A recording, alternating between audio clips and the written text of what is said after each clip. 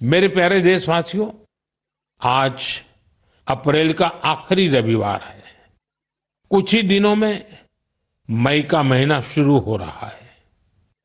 मैं आपको आज से करीब 108 साल पहले लेकर चलता हूं।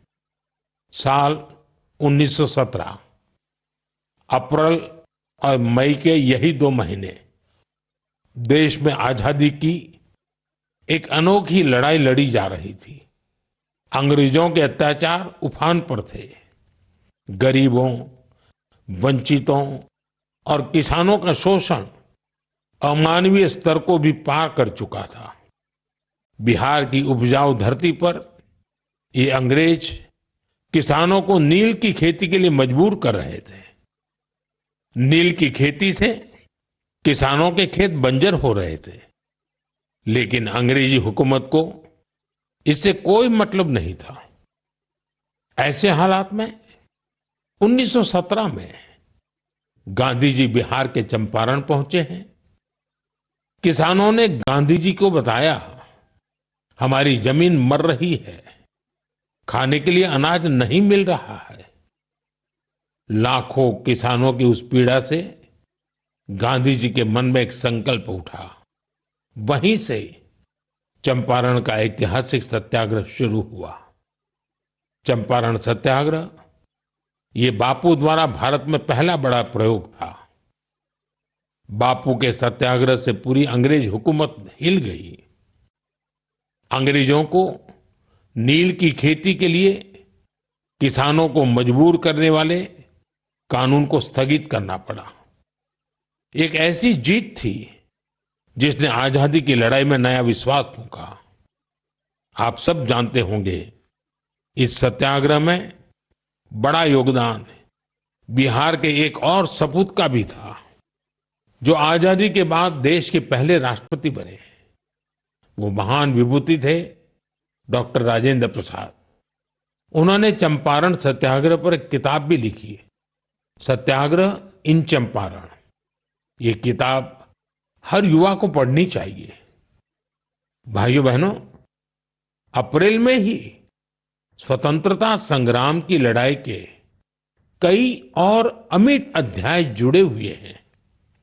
अप्रैल की 6 तारीख को ही गांधी जी की दांडी यात्रा संपन्न हुई थी।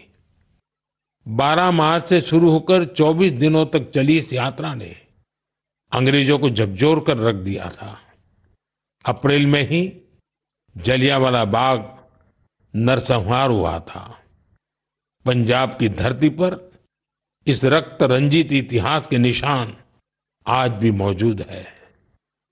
साथियों, कुछ ही दिनों में 10 मई को प्रथम स्वतंत्रता संग्राम की वर्षगांठ भी आने वाली है।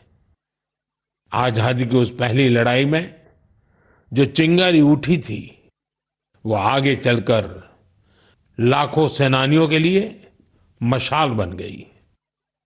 अभी 26 अप्रैल को हमने 1857 की क्रांति के महान नायक बाबू वीर कुंवर सिंह जी की पुण्यतिथि भी मनाई है।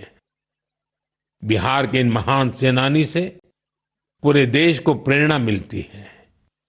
हमें ऐसे ही लाखों स्वतंत्रता सेनानियों की अमर प्रेरणाओं को जीवित रखना है।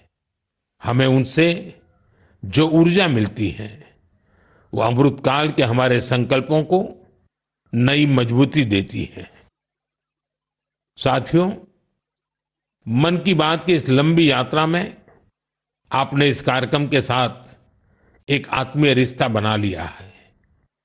देशवासी जो उपलब्धियां दूसरों से साझा करना चाहते हैं, उसे मन की बात के माध्यम से लोगों तक पहुंचाते हैं।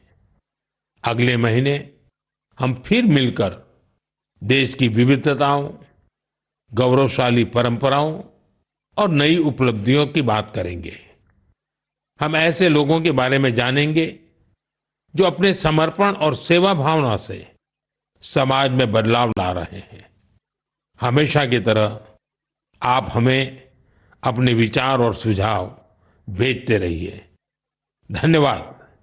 नमस्कार।